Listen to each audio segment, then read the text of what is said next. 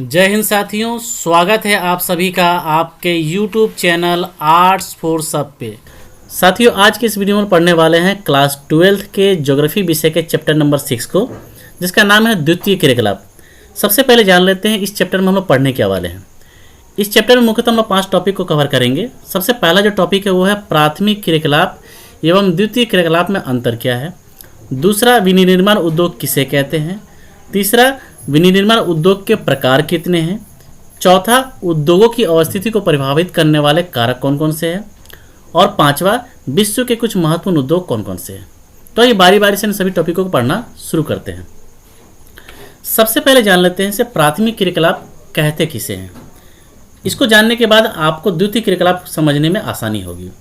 प्राथमिक क्रियाकलाप मानव द्वारा किए जाने वाला वह क्रियाकलाप है जो प्रत्यक्ष रूप से पर्यावरण पर निर्भर होकर होता है, अर्थात मानव द्वारा जीवन यापन हेतु की जाने वाली ऐसी क्रियाएं जो प्रत्यक्ष रूप से पर्यावरण पर निर्भर होकर होती है, प्राथमिक क्रियाकलाप कहलाती है। ऐसे क्रियाकलाप पृथ्वी के संसाधनों जैसे भूमि, जल, वनस्पति, भवन निर्माण सामग्री एवं खनिजों के उपयोग के विषय में बतलाती है। तो यहाँ आपको एक चीज़ क्लियर हो गया होगा कि जो प्राथमिक क्रियाकलाप होता है वो प्रत्यक्ष रूप से पर्यावरण पर निर्भर होकर होता है। जैसे कि अगर हम बात करें आखेट अर्थात शिकार करना, कृषि करना, खनन करना, पेड़ों से लकड़ी काटना, इस जो सारे कार्य हैं ये प्राथमिक क्रियाकलाप के अंतर्गत आते हैं। ठीक है, अब हम बात करते हैं द्वितीय क्रियाकलाप की। तो द्वितीय क्रियाकलाप जो है वो ऐसा क्रियाकलाप है जिसके अंतर्गत कच्चे माल या पदार्थ को प्राप्त कर उसमें परिवर्तन या संशोधन कर उसके मूल्य में बढ़ोतरी कर देना ही द्वितीय क्रियाकलाप कहलाता है। यानी द्वितीय क्रियाकलाप के अंतर्गत होता क्या है, से जो कच्चा माल होता है उस कच्चा माल में परिवर्तन करके या उसको संशोधित करके आधुनिक मशीनों की मदद से उसके मूल्य और गुण में बढ़ोतरी कर दी जाती है और उसके पश्चात उसका उपभोग किया जाता है। तो इस तरह का मानव के द्वारा किया जाने वाला क्रियाकलाप द्वितीय क्रियाकलाप कहलाता है। अगर इस एग्जाम्पल की हम बात करें तो देखिए यहाँ पर पिक्चर में आप देख पा रहे हैं, यहाँ पर कपास का फूल है। तो जो कपास का फूल जो उगाया जाता है तो ये प्राथमिक क्रियाकलाप के अंतर्गत आता है और इसका मामूली सा इस्तेमाल मानव द्वारा किया जाता है। लेकिन जब उसी कपास को मशीनों के माध्यम से उसको सूत में बदलकर फिर कपड़ों के रूप में उसको परिवर्तित कर दिया जाता है तो इसका मूल्य बढ़ जाता है। तो मनुष्यों द्वारा इस प्रकार से कच्चे माल को मशीनों की मदद से मूल्यवान वस्तु में बदलने की जो क्रिया होती है ये द्वितीय क्रियाकलाप के अंतर्गत आती है। अब थोड़ा सा हम लोग प्राथमिक क्रियाकलाप और द्वितीय क्रियाकलाप में जो एक पॉइंट वाइज जो अंतर होता है उसको समझ लें, ताकि आपको क्लियर हो जाएगा कि प्राथमिक क्रियाकलाप क्या है और द्वितीय क्रियाकलाप क्या है। तो आइए सबसे पहले इसका अंतर को देख लेते हैं। देखिए, प्राथमिक क्रियाकलाप जो होता है वो प्रत्यक्ष रूप से पर्यावरण पर निर्भर होकर होता है। अर्थात कहने का यहाँ मतलब है कि प्राथमिक क्रियाकलाप के अंतर्गत मानव जो भी क्रियाकलाप करता है वो केवल और केवल अपने जीवन यापन यानी सर्वाइव करने के लिए करता है। इसके लिए वो पर्यावरण में मौजूद जो भी संसाधन होते हैं उसका डायरेक्ट इस्तेमाल करता है। जबकि द्वितीय क्रियाकलाप में कच्चे माल पर निर्भर होकर कार्य किया जाता है, अर्थात कच्चे माल को आधुनिक मशीनों की मदद से मूल्यवान वस्तु के रूप में परिवर्तित किया जाता है और उसके बाद उस वस्तु का उपभोग किया जाता है। दूसरा जो अंतर है वो है इस क्रियाकलाप में यानी प्राथमिक क्रियाकलाप में कम पूंजी की आवश्यकता होती है, जबकि द्वितीय क्रियाकलाप में अधिक पूंजी की आवश्यकता होती है। अगर हम प्राथमिक क्रियाकलाप की बात करें तो इस क्रियाकलाप में प्रकृति से प्राप्त पदार्थों का उपभोग मामूली सा परिवर्तन करके कर लिया जाता है, जबकि द्वितीय क्रियाकलाप के अंतर्गत कच्चे माल को आधुनिक मशीनों की मदद से उपयोगी और मूल्यवान बनाने के बाद उपभोग किया जाता है। ठीक है, जो प्राथमिक क्रियाकलाप जो होता है यह क्रियाकलाप विषम जलवायु वाले प्रदेशों अर्थात ध्रुवीय प्रदेशों में देखने को मिलती है। क्यों? क्योंकि वहाँ पर मनुष्य के पास दूसरा कोई विकल्प नहीं होता है अपने जीवन यापन के लिए, इसलिए वे प्राथमिक क्रियाकलाप के लिए मजबूर होते हैं। यानी प्रकृति में मौजूद जो भी संसाधन होते हैं उन संसाधनों को उपयोग करके वो अपना जीवन यापन करते हैं। लेकिन अगर हम द्वितीय क्रियाकलाप की बात करें तो जो द्वितीय क्रियाकलाप है वो सभी विकसित देशों में आपको देखने को मिल जाएंगे। ठीक है, तो यहाँ पर जो बुनियादी जो अंतर मैं आपको बताना चाहता था से प्राथमिक क्रियाकलाप और द्वितीय क्रियाकलाप में क्या अंतर है वो आपको समझ में आ गया होगा, ऐसा मैं उम्मीद करता हूँ। आप इसका एक स्क्रीनशॉट लेकर रख लीजिए ताकि आप बाद में इसको पढ़ सकें। अब बात करते हैं विनिर्माण उद्योग किसे कहते हैं। मशीनों, औजारों और श्रम का उपयोग करके कच्चे माल से मूल्यवान वस्तु बनाने की क्रिया विनिर्माण कहलाती है। तो यहाँ पर क्लियर हो गया होगा कि कच्चे माल को मशीनों और औजारों और श्रम की मदद से जब उसको मूल्यवान वस्तु में परिवर्तित किया जाता है तो ये जो क्रिया होता है ये विनिर्माण कहलाता है। विनिर्माण के अंतर्गत हस्तकला से लेकर उच्च तकनीक तक बहुत सी मानवीय गतिविधियां आ जाती है। तो यहाँ पर क्लियर हो गया होगा कि विनिर्माण उद्योग कहते किसे। अब बात करते हैं कि जो विनिर्माण उद्योग होता है इसको कितने भागों में बांटा जा सकता है। तो विनिर्माण उद्योग को मुख्यतः 4 भागों में हम लोग बांट सकते हैं। पहला जो है वो है आकार के आधार पे, यानी बहुत सारे ऐसे उद्योग हैं जिसको हम आकार के आधार पे बांट सकते हैं। दूसरा आधार के आधार पे, यानी किस आधार पे वो उद्योग, यानी किस पर निर्भर होकर वो उद्योग स्थापित हुआ है उसके आधार पे हम उद्योग को बांट सकते हैं। तीसरा जो है वो है उत्पादन के आधार पे, और चौथा है स्वामित्व के आधार पे। तो इन सभी प्रकार के उद्योगों को हम लोग डीपली जानेंगे आगे के स्लाइड में। तो आइए बारी बारी से सभी प्रकार के उद्योगों को जानते हैं। सबसे पहले जानते हैं कि आकार के आधार पे उद्योगों को कितने भागों में बांटा जा सकता है। तो आकार के आधार पे उद्योगों को मुख्यतः 3 भागों में बांटा जा सकता है। पहला जो है वो है गृह या कुटीर उद्योग, दूसरा है लघु उद्योग, तीसरा है भारी उद्योग। सबसे पहले जान लेते हैं कि गृह उद्योग या कुटीर उद्योग होता क्या है। यह उद्योग विनिर्माण की सबसे छोटी इकाई होती है, अर्थात जब कच्चे माल से मूल्यवान वस्तु के रूप में परिवर्तित करने की जो प्रक्रिया जो शुरू होती है, यह प्रक्रिया सबसे पहले गृह या कुटीर उद्योग से शुरू होती है। इसलिए गृह या कुटीर उद्योग को विनिर्माण की सबसे छोटी इकाई मानी जाती है। दूसरा जो पॉइंट है वो है इसमें शिल्पकार या हस्तकार स्थानीय कच्चे माल का उपयोग वस्तुओं के निर्माण में करते हैं। यानी यहाँ कहने का मतलब ये है कि कच्चे माल से मूल्यवान वस्तु में बदलने की जो क्रिया होती है गृह और कुटीर उद्योग में, ये हाथों के माध्यम से होती है। यहाँ पर बहुत कम ही मशीनों का इस्तेमाल किया जाता है। अगर तीसरी पॉइंट की बात करें तो इस तरह का जो उद्योग होता है उसमें दैनिक जीवन में काम आने वाली वस्तुओं का उत्पादन होता है। तो गृह और कुटीर उद्योग में होता क्या है, सिर्फ वैसी वस्तुओं का उत्पादन होता है जो दैनिक जीवन में काम आता है। चौथा जो पॉइंट है, इस उद्योग से उत्पादित वस्तु पारिवारिक उपयोग में लाने के अलावा स्थानीय बाजारों में बेचा जाता है। यानी गृह या कुटीर उद्योग में जो कुछ भी निर्माण होता है उसका कुछ भाग मनुष्य अपने उपयोग के लिए इस्तेमाल कर लेता है और कुछ भाग को वो स्थानीय बाजारों में जाके बेच देता है। अगला जो पॉइंट है, इस प्रकार के उद्योग में अधिक पूंजी और परिवहन की आवश्यकता नहीं होती, क्योंकि गृह और कुटीर उद्योग में अधिकांशतः जो होता है वो पारिवारिक उपभोग के लिए उत्पादन होता है, या जो और एक्स्ट्रा जो होता है जो स्थानीय बाजारों में बेच दिया जाता है। तो इसके लिए बहुत ज़्यादा पूंजी की ज़रूरत नहीं पड़ती है, और चूंकि इसको बहुत ज़्यादा बड़े पैमाने पर इसमें उत्पादन नहीं होता है तो दूर के बाज़ारों में बेचने की इसकी ज़रूरत नहीं होती है। इसलिए यहाँ पर परिवहन की भी आवश्यकता उतनी नहीं होती है। अगर हम बात करें कि गृह और कुटीर उद्योग में उत्पादन होता क्या है तो इसका कुछ एग्जाम्पल इस प्रकार है। घरेलू साबुन, अचार, चटनी, पाव रोटी, चटाई, दरी, जूते, ये जो सभी वस्तुएं हैं एक गृह या कुटीर उद्योग के अंतर्गत उत्पादित होते हैं, और ये सारी वस्तुएं कहीं ना कहीं पारिवारिक स्तर पर उपभोग किया जाता है, और कुछ वस्तुएं जो बच जाती है उसको बाजार यानी स्थानीय बाजारों में उनको बेचा जाता है। तो उम्मीद करता हूं कि आपको गृह या कुटीर उद्योग से संबंधित जो मुख्य जो टॉपिक मैंने आपको बताई है वो आपको क्लियर हो गया है। अब बात करते हैं हम लोग लघु उद्योग की। यह उद्योग कुटीर उद्योग से बड़े होते हैं। लघु उद्योग में वस्तुओं के निर्माण हेतु आधुनिक मशीनों का इस्तेमाल होता है। यानी जो लघु उद्योग होते हैं, इस लघु उद्योग में जो भी वस्तुओं का निर्माण होता है उसके उत्पादन के लिए आधुनिक मशीनों का इस्तेमाल किया जाता है। इस तरह के उद्योग में अधिक पूंजी, परिवहन और कर्मचारी की आवश्यकता होती है। चूँकि लघु उद्योग में कुटीर उद्योग की तुलना में अधिक उत्पादन होता है, इसलिए वहाँ पर पूंजी की भी आवश्यकता होती है। दूसरी बात, कच्चा माल चाहिए लघु उद्योग में, तो कच्चा माल को अगर स्थानीय स्तर से उपलब्ध हो जाता है तो ठीक है, लेकिन अगर स्थानीय स्तर से अगर कच्चा माल उपलब्ध नहीं होता है तो कच्चा माल परिवहन के माध्यम से दूसरे स्थानों से मंगाया जाता है। साथ ही साथ जो वस्तुओं का उत्पादन होता है उन वस्तुओं को परिवहन के माध्यम से ही दूर के बाज़ारों में बेचा जाता है। तो लघु उद्योग में पूंजी भी महत्वपूर्ण है और परिवहन भी महत्वपूर्ण है। साथ ही साथ चूँकि बड़े पैमाने पर इसमें वस्तुओं का उत्पादन होता है, इसलिए इसमें कर्मचारियों की मदद ली जाती है। अब बात करते हैं अगले पॉइंट की। इसमें कच्चे माल की आपूर्ति स्थानीय रूप से होती है और बाहर से भी मंगाया जाता है। जैसे कि मैंने आपको बताया कि अगर स्थानीय स्तर से अगर कच्चे माल की आपूर्ति हो जाती है तो ठीक है, नहीं तो अगर इसके अलावा भी अगर कच्चे माल की आवश्यकता पड़ती है तो वो कच्चे माल बाहर से परिवहन के माध्यम से, यातायात के माध्यम से मंगाया जाता है। अगला पॉइंट है लघु उद्योग में रोजगार के अवसर अधिक होते हैं। चूंकि बृहद पैमाने पर इसमें वस्तुओं का निर्माण होता है जिसके लिए अधिक कर्मचारियों की आवश्यकता होती है, इसलिए इसके अंतर्गत रोजगार के अवसर भी उपलब्ध होते हैं। अगर हम बात करें से लघु उद्योग में क्या क्या चीज़ उत्पादित होता है तो इसका कुछ उदाहरण इस प्रकार है।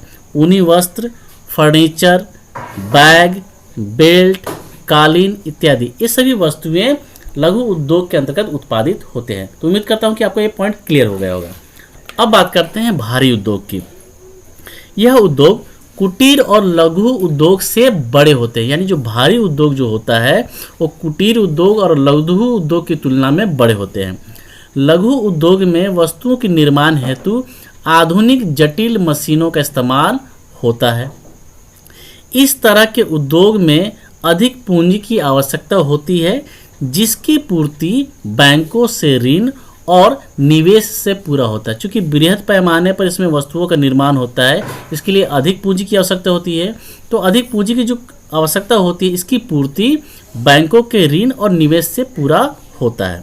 अगले पॉइंट में बताया जा रहा है कि इसमें बड़ी मात्रा में कच्चे माल की आवश्यकता होती है। क्योंकि बहुत बड़े पैमाने पर इसमें वस्तुओं का निर्माण होता है जिसके लिए बहुत अधिक कच्चे माल की आवश्यकता होती है, जिसकी पूर्ति स्थानीय बाजार के अलावा माल आयात किया जाता है। यानी अगर स्थानीय बाजार से अगर वस्तुएं, यानी अगर स्थानीय बाजार से कच्चे माल की आपूर्ति हो जाती है तो बहुत बढ़िया, अगर नहीं हो पाती है तो वही कच्चा माल आयात किया जाता है। अगला पॉइंट बताता है कि भारी उद्योग में रोजगार के अवसर बहुत अधिक होते हैं। क्योंकि बहुत बड़े पैमाने पर इसमें वस्तुओं का निर्माण होता है, इसके लिए बहुत ज़्यादा कर्मचारियों की ज़रूरत होती है, तो इसके लिए उसके अंतर्गत बहुत ज़्यादा रोजगार के अवसर उपलब्ध होते हैं। अगर हम बात करें कि भारी उद्योग में उत्पादित क्या होता है, इसका उदाहरण क्या है, तो भारी उद्योग का जो उदाहरण है वो है लौह इस्पात उद्योग, जिसमें लोहे की वस्तुएं बनती है। दूसरा है मोटर गाड़ी उद्योग। तो ये कुछ एग्जाम्पल है भारी उद्योग के। तो उम्मीद करता हूं कि आकार के आधार पर जो उद्योगों का वर्गीकरण है वो आपको समझ में आ गया होगा। अब बात करते हैं कच्चे माल के आधार पर उद्योगों को कितने भागों में बांटा जा सकता है। तो कच्चे माल के आधार पर उद्योगों को मुख्यतः 5 भागों में बांटा जा सकता है। सबसे पहला है कृषि आधारित उद्योग। हेडिंग देख के आपको समझ में आ गया होगा कि ये जो उद्योग होता है एक कृषि पर आधारित होता है। इसको थोड़ा सा डिटेल में और समझते हैं। कृषि द्वारा उत्पादित वस्तुओं का उपयोग कच्चे माल के रूप में किया जाता है, जैसे ऊनी वस्त्र उद्योग, चाय, चीनी, वनस्पति तेल उद्योग इत्यादि। तो यहाँ आपको एक चीज़ क्लियर हो गया होगा, जो कृषि आधारित उद्योग होते हैं उन उद्योगों में जो कच्चा माल होता है वो कृषि उत्पादित होती है, यानी कृषि द्वारा उत्पादित जो वस्तुएं होती है वो कच्चा माल के रूप में उसको इस्तेमाल किया जाता है। दूसरा जो है वह खनिज आधारित उद्योग। ऐसे उद्योगों में खनिजों को कच्चे माल के रूप में उपयोग किया जाता है, जैसे लोहा, निकेल, कोबाल्ट, मैग्नीज इत्यादि। तीसरा जो है वह है रसायन आधारित उद्योग। ऐसे उद्योगों में रासायनिक प्रक्रिया द्वारा अनेक कार्बनिक पदार्थ जैसे कि खनिज तेल के शोधन से गैसोलीन, पेट्रोल, डीजल इत्यादि बनाया जाता है। तो ये हो गया रसायन आधारित उद्योग। चौथा है वन आधारित उद्योग। ऐसे उद्योगों में वनों से प्राप्त कच्चे माल का उपयोग करके फर्नीचर, कागज, लाख इत्यादि बनाए जाते हैं। तो यहाँ पर आपको समझ में आ गया होगा कि ये जो उद्योग होता है ये वन पर आधारित होते हैं, इसलिए इसको वन आधारित उद्योग कहते हैं। क्योंकि इसके अंतर्गत जो भी वस्तुओं का निर्माण होता है, चाहे वो फर्नीचर हो, चाहे कागज हो, चाहे लाख हो, ये कहीं ना कहीं इसके लिए जो कच्चा माल की जो आवश्यकता होती है ये वन से पूरी होती है। पांचवा जो पॉइंट है वो है जंतु आधारित उद्योग। ऐसे उद्योगों में जानवरों से प्राप्त दूध, चमड़े, हड्डियों का इस्तेमाल चमड़ा उद्योग, डेयरी उद्योग, दवाई उद्योग में किया जाता है। तो यहाँ आपको ये भी क्लियर हो गया होगा कि जो जंतु आधारित उद्योग होते हैं इन उद्योगों में जो कच्चे माल की आवश्यकता होती है वो जंतु से प्राप्त होती है। तो उम्मीद करता हूं कि आपको कच्चे माल से आधारित उद्योग का जो वर्गीकरण है वो आपको समझ में आ गया होगा। चलिए अब बात करते हैं उत्पाद के आधार पर उद्योगों को कितने भागों में बांटा जा सकता है। तो उत्पाद के आधार पे उद्योगों को मुख्यतः दो भागों में बांटा जा सकता है। पहला जो है वो है आधारभूत उद्योग। इन उद्योगों में बनने वाले उत्पादों का उपयोग अन्य उद्योगों में कच्चे माल के रूप में किया जाता है। यानी इन उद्योगों में जो उत्पादों का निर्माण होता है वो अन्य उद्योगों में कच्चे माल के रूप में किया, जैसे लौह अयस्क से कच्चे लोहे या पिंग आयरन का उत्पादन आधारभूत उद्योग में किया जाता है और यही पिंग आयरन का इस्तेमाल कच्चे माल के रूप में करके भट्टियों में इसको इस्पात बनाया जाता है।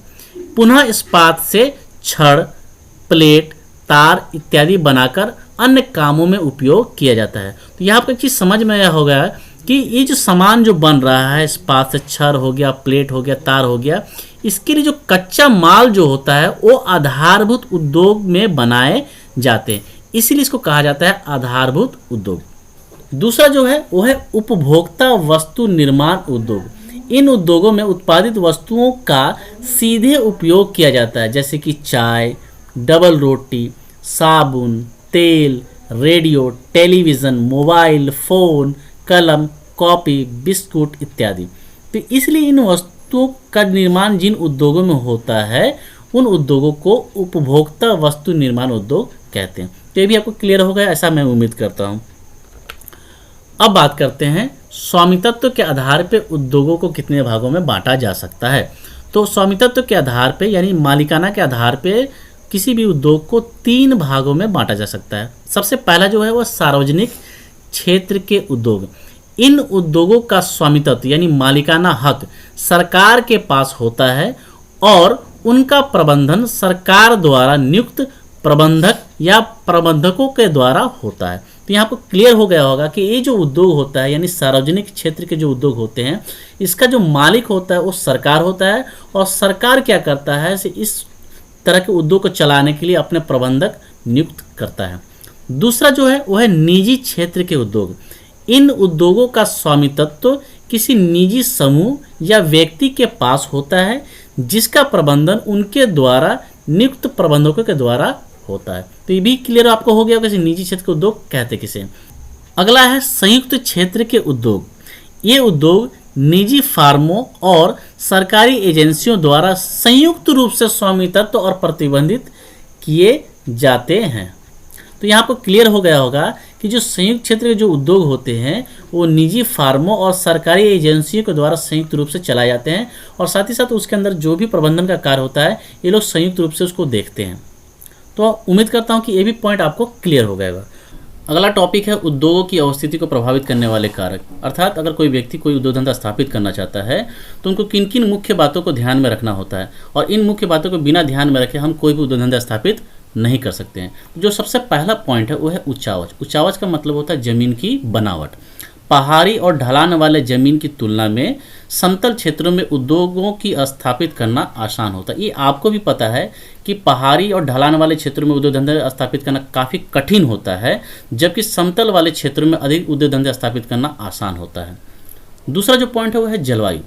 विषम जलवायु वाले क्षेत्रों की तुलना में अनुकूल जलवायु वाले क्षेत्रों में अधिक उद्योग धंधे स्थापित करना आसान होता है। विषम जलवायु कहने का मतलब ये है कि वैसा क्षेत्र जहाँ की जलवायु मनुष्य के रहने लायक नहीं होती है या बहुत ही कष्टदायी होती है, तो वैसे क्षेत्रों में उद्योग धंधे स्थापित करना बड़ा ही कठिन होता है। लेकिन अगर हम दूसरी तरफ बात करें तो जहाँ की जलवायु मनुष्य के रहने लायक होती है, आरामदायक होती है, वैसे क्षेत्रों में उद्योग धंधे स्थापित करना आसान होता है। तीसरा जो पॉइंट है वो है कच्चे माल के स्रोत। कोई भी उद्योग धंधे जो स्थापित होते हैं उन उद्योग धंधों में कुछ भी उत्पादन करने के लिए कच्चे माल की आवश्यकता होती है और वो जो कच्चे माल होते हैं वो कहीं ना कहीं से मंगाए जाते हैं। तो वैसे क्षेत्रों में अधिक उद्योग धंधे आपको देखने को मिलेंगे जहाँ पर नज़दीकी स्तर पे कच्चे माल आसानी से उपलब्ध हो जाते हैं। तो कहीं ना कहीं कच्चा माल भी जो है वो उद्योग धंधों की अवस्थिति को प्रभावित करते हैं। चौथा जो पॉइंट है वो काफ़ी महत्वपूर्ण है, ऊर्जा के स्रोत। आप भी जानते हैं कि उद्योग धंधों में जो मशीन होते हैं उन मशीनों को चलाने के लिए ऊर्जा की आवश्यकता होती है। तो वैसा क्षेत्र जहां ऊर्जा के उत्तम और आसान स्रोत उपलब्ध होते हैं वैसे क्षेत्रों में उद्योग धंधे स्थापित करना आसान होता है। लेकिन अगर कहीं पर उद्योग ऊर्जा के स्रोत उपलब्ध नहीं है या बड़ी महंगे हैं या बहुत कठिनाई से उपलब्ध हो पा रहे हैं, तो वैसे क्षेत्रों में आपको कम उद्योग धंधे देखने को मिलेंगे। पांचवा जो पॉइंट है वो है श्रमिक की उपलब्धता। उद्योग धंधों में वस्तुओं के निर्माण हेतु श्रमिकों की आवश्यकता होती है और आसानी से श्रमिक जहां उपलब्ध होते हैं वैसे क्षेत्रों में उद्योग धंधे ज़्यादा देखने को आपको मिलेंगे और वहां पर उद्योग धंधे स्थापित करना आसान होता है, क्योंकि अगर वहां पर आप उद्योग धंधे स्थापित करेंगे तो आपको आसानी से श्रमिक उपलब्ध हो जाएंगे। लेकिन उसी के विपरीत में अगर देखा जाए तो जहां पर श्रमिक आसानी से उपलब्ध नहीं हो पाते हैं वहां पर आपको कम उद्योग धंधे देखने को मिलेंगे। अगला पॉइंट है बाजार। बाजार तो बहुत ही महत्वपूर्ण है, क्योंकि आप कोई भी चीज़ का अगर उत्पादन करते हैं तो उत्पादन करने के बाद उसको बेचना होता है। तो अगर आपके फैक्ट्री के आसपास के क्षेत्रों में या आपके उद्योग धंधे जहां आपने स्थापित किया है उसके आसपास के क्षेत्रों में उस वस्तु को बेचने के लिए अगर पर्याप्त बाजार उपलब्ध नहीं है तो फिर आपका जो उद्योग धंधा है वो चौपट हो जाएगा। तो किसी भी उद्योग धंधों को स्थापित करने से पहले आपको एक चीज़ देख लेना होता है कि जो कुछ भी हम उत्पादित कर रहे हैं उसको बेचने के लिए स्थानीय स्तर पे या नज़दीकी कोई बाजार उपलब्ध है या नहीं। तो बाजार भी एक तरह से उद्योगों की स्थिति को प्रभावित करता है। अगला पॉइंट है परिवहन। परिवहन से होता क्या है, कच्चे माल को उद्योगों तक लाने एवं उत्पादित माल को बाजारों तक ले जाने के लिए परिवहन की आवश्यकता होती है। तो ये भी एक महत्वपूर्ण पॉइंट है किसी भी उद्योग धंधे को स्थापित करने के लिए। अगला जो पॉइंट है वो काफ़ी महत्वपूर्ण है, क्योंकि अगर पूंजी की हम बात करें तो पूंजी अगर नहीं होगा तो उद्योग धंधे के स्थापित की कल्पना ही नहीं कर सकते हैं। तो पूंजी जो है वो उद्योग स्थापित करने से लेकर वस्तु निर्माण तक के सभी कार्यों के लिए पूंजी की आवश्यकता होती है, यानी हम बिना पूंजी के उद्योग की स्थापना का कल्पना ही नहीं कर सकते। अब बात करते हैं जो अंतिम पॉइंट है वो है सरकारी नीतियाँ। इन सभी पॉइंटों के अलावा जो सबसे महत्वपूर्ण पॉइंट है वो सरकारी नीतियाँ, क्योंकि अगर आप कोई उद्योग धंधा स्थापित करना चाहते हैं और वहाँ की सरकार की नीतियाँ उस उद्योग धंधे के प्रति काफ़ी कठोर है तो फिर आपको उद्योग धंधे को स्थापित करने में कठिनाई तो होगी ही, साथ ही साथ उसको सुचारू रूप से चलाने में भी परेशानी होगी। तो जहाँ कहीं भी अगर सरकार की नीतियाँ उद्योग धंधे के प्रति अगर उत्तम होती है तो वहाँ पर उद्योग धंधे स्थापित करना भी आसान होता है और उसको सुचारू रूप से चलाना भी आसान होता है। तो आपको समझ में आ गया होगा कि जो जितने भी पॉइंट मैंने यहाँ पर आपको बताए हैं ये सभी पॉइंट कहीं ना कहीं उद्योगों की अवस्थिति को प्रभावित करते हैं। अर्थात किसी भी उद्योग धंधे को स्थापित करने के लिए इन महत्वपूर्ण पॉइंटों को ध्यान में रखना जरूरी होता है। तो आप इसका एक स्क्रीनशॉट लेकर रख लीजिए ताकि आप बाद में इसको देख सकें। अब बढ़ते हैं अगले टॉपिक की तरफ। अगला जो टॉपिक है वह है विश्व के कुछ महत्वपूर्ण उद्योग। वैसे तो विश्व में बहुत सारे उद्योग धंधे हैं, लेकिन कुछ महत्वपूर्ण उद्योग धंधे हैं जिसको हम लोग इसके अंदर चर्चा करेंगे। तो सबसे पहला टॉपिक है वो है लौह और इस्पात उद्योग। जो लौह इस्पात कारखानों में जो कुछ भी निर्माण होता है वो 3 चरण में होता है। तो उसको हम लोग पहले समझते हैं।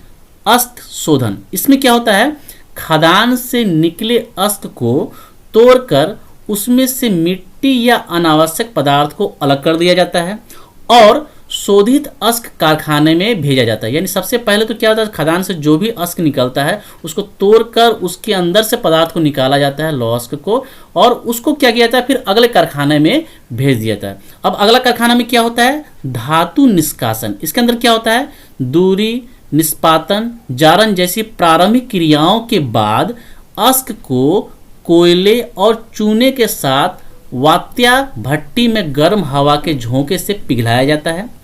अंत में प्राय चौथाई भाग कच्चा लोहा पिघलकर निकलता है और शेष भाग धातु मल के रूप में अलग निकाला जाता है, जो सीमेंट, सड़क, उर्वरक इत्यादि कामों में खर्च किया जाता है। तो यहाँ पर 2 चीज़ हम लोग को देखने को मिल रहा है। एक तो जो अश्क शोधन के बाद जो धातु हमको प्राप्त होता है उसके अंदर कोयला चूना मिलाकर उसको गर्म हवा के झोंके से उसको पिघलाया जाता है, और ऐसा करने से क्या होता है, जो 1/4 भाग होता है वो धातु मल के रूप में निकल जाता है और शेष भाग जो होता है वो उत्तम होता है आगे की प्रक्रिया के लिए। लेकिन जो धातु मल के रूप में जो निकल जाता है वो भी बेकार नहीं जाता है, उसका भी इस्तेमाल सीमेंट, सड़क, उर्वरक इत्यादि कामों में किया जाता है। अब जो धातु निष्कासन के बाद का जो धातु प्राप्त होता है उसको भेज दिया जाता है इस्पात निर्माण उद्योग में। वहाँ पर क्या होता है, उद्योगों में कच्चे लोहे या पिंग आयरन से चूना मिलाकर ओपन हर्थ फर्नेस या विद्युत भट्टी में गर्म करके पुनः अशुद्धियों को अलग किया जाता है। यानी धातु निष्कासन के बाद जो धातु प्राप्त होता है उसको पिंग आयरन कहते हैं, और इस पिंग आयरन को क्या किया जाता है, ओपन अर्थ हार्नेस की या विद्युत भट्टी में गर्म करके पुनः इसमें से जो अशुद्धियाँ होती है उसको अलग किया जाता है। इसके बाद इसमें सशक्ति कारक पदार्थ, यानी इसको और मजबूती देने के लिए, इसको और कड़ापन ठोस देने के लिए और इसको टिकाऊ बनाने के लिए इसमें निकेल, क्रोमियम, मोलिब्डेनम, मैग्नीज इत्यादि मिलाकर इस्पात बनाया जाता है। और जब ये इस्पात बनकर तैयार हो जाता है तो फिर इस इस्पात से सुई से लेकर जहाज तक के औजार या मशीनें बनाई जाती हैं। तो यहाँ पर आपको लौह इस्पात उद्योग में किसी भी वस्तु के निर्माण की पूरी प्रक्रिया आपको समझ में आ गई होगी, ऐसा मैं उम्मीद करता हूँ। आप इसका स्क्रीनशॉट लेकर रख लीजिए ताकि आपको उसको पुनः पढ़ने में आसानी होगी। अब हम लोग अगला पॉइंट देख लेते हैं। अगला जो है वो है पेट्रो रसायन उद्योग, जिसको पेट्रोलियम उद्योग भी आप कहते हैं। ये जो रसायन उद्योग है ये भी विश्व का सबसे महत्वपूर्ण उद्योग है। इसको भी देख लेते हैं। पृथ्वी के अंदर अनादि काल से जीव जंतु और वनस्पति के दबने एवं गलने से करोड़ों वर्ष के रासायनिक प्रक्रियाओं से विभिन्न प्रकार के हाइड्रोकार्बनों का निर्माण हुआ है और यह पृथ्वी के चट्टानों के बीच संरक्षित है। इसे बाहर निकालने पर यह काला बदबूदार तेल कच्चा तेल कहलाता है। फिर इस कच्चा तेल को क्या किया जाता है, इसे अगले कारखाने में भेज दिया जाता है, जहां पर शोधक कारखानों में इसके विभिन्न यौगिक को और अवयवों को अलग किया जाता है, क्योंकि प्रत्येक अवयव का गुण और उपयोगिता साथ ही बाजार भाव भी अलग अलग होता है। यानी उसके अंदर से अलग अलग तरह के अवयव को अलग किया जाता है। विभिन्न श्रेणी के पेट्रोल, डीजल, किरासन, मोम इत्यादि निकालने के बाद भी शोधन भट्टी के नीचे से काला भारी अलकतरा निकलता है। इनसे भी कृत्रिम सीमेंट, सौंदर्य प्रसाधन आदि बनाए जाते हैं। यानी आपको यहाँ पर ये चीज़ बताया जा रहा है कि जो कच्चा तेल जो प्राप्त होता है, इस कच्चा तेल को जब शोधक कारखानों में भेजा जाता है तो शोधक कारखानों में क्या किया जाता है, इसमें बहुत सारे प्रक्रिया के माध्यम से अलग अलग तेल को अलग किया जाता है। जैसे कि अगर हम बात करें वाइट पेट्रोल, जो कि हवाई जहाज़ को चलाने के लिए काम आता है, तो सबसे महंगा तेल होता है। उसके बाद आता है पेट्रोल, जिससे कार, मोटर वाहन वगैरह चलते हैं। उसके बाद उससे डीजल अलग किया जाता है। फिर जो सबसे और कचरा तेल होता है उससे फिर किरासन तेल बनता है। फिर और उससे जो कचरा तेल बचता है उससे मोम बनाया जाता है। तो जो अंतिम अवयव जो होता है, जैसे कि अगर मान लीजिए इतना सारा चीज़ निकालने के बाद भी शोधन भट्टी के नीचे से जो काला भारी अलकतरा निकलता है, उसका इस्तेमाल सीमेंट और सौंदर्य प्रसाधन बनाने में किया जाता है। अगला पॉइंट जो बताता है, से बचे हुए काले कोलतार से सर्ग बनती है। यानी जैसे कि मैंने आपको बताया कि शोधन भट्टी के नीचे से जो काला भारी अलकतरा निकलता है, जिसको हम लोग पींच भी कहते हैं, इसका इस्तेमाल सर्ग बनाने में किया जाता है। भट्टी के ऊपर से जो धुआं निकलता है उसमें भी मीथेन, एथेन, एथीन और प्राकृतिक गैस उपलब्ध होते हैं। विभिन्न विधियों से इन पदार्थों से अनेक प्रकार के प्लास्टिक, थर्मोप्लास्टिक, थर्मोसेटिंग प्लास्टिक, संश्लिष्ट धागे, उर्वरक इत्यादि बनाए जाते हैं। यानी आप यहाँ देख पा रहे हैं इस कच्चा तेल से कितने सारे चीज़ें बनती हैं। तो यहाँ पर आप ये चीज़ समझ पा रहे होंगे कि जो पेट्रो रसायन उद्योग है एक काफ़ी महत्वपूर्ण उद्योग है। अगला महत्वपूर्ण उद्योग है सूती वस्त्र उद्योग। सूती वस्त्र उद्योग को 3 भागों में बांटा जा सकता है, हैंडलूम, पावरलूम और सूती मिलें। हैंडलूम के अंतर्गत सूत कातने, कपड़ा बुनने, कपड़े की रंगाई और प्रेस करके फिनिशिंग देने संबंधित सभी कार्य हाथों से किए जाते हैं। दूसरा है पावरलूम। इसमें हाथ का बहुत सा काम मशीनों की मदद से किया जाता है। पावरलूम जो है वो हैंडलूम ही की तरह होता है, लेकिन इसमें सिर्फ अंतर इतना होता है कि इसमें हाथ से संबंधित बहुत सा काम मशीनों की मदद से किया जाता है। इसमें रोजगार के अवसर कम होते हैं पर उत्पादन बढ़ जाता है। अब बात करते हैं सूती मिलों की। सूती मिलों में अत्याधुनिक मशीनों की मदद से कपड़े की बुनाई, रंगाई, कढ़ाई का काम किया जाता है। इसमें उत्पादन बृहद पैमाने पर होता है, इसलिए इसमें रोजगार के अवसर भी उपलब्ध होते हैं। तो उम्मीद करता हूं कि आपको ये वीडियो अच्छा लगा होगा, और यदि आपको ये वीडियो अच्छा लगा है तो आप इस वीडियो को लाइक कीजिए, अपने दोस्तों में शेयर कीजिए, और यदि आप इस चैनल पर नए हैं तो इस चैनल को सब्सक्राइब करके बेल आइकन को दबा दीजिए, ताकि जब मैं अगला वीडियो अपलोड करूं तो उसकी नोटिफिकेशन आप तक पहुंच जाए। तो फिर मिलते हैं अगले वीडियो में, तब तक के लिए दीजिए इजाज़त। धन्यवाद।